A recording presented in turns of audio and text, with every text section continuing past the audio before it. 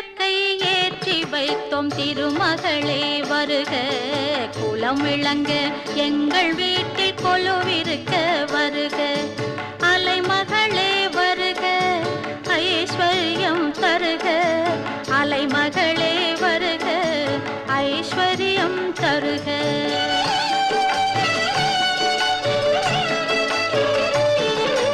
திருவிளக்கை ஏற்றி வைத்தோம் திருமகளே வருக. குலம் விளங்க எங்கள் வீட்டில் கொலுவிருக்க வருக.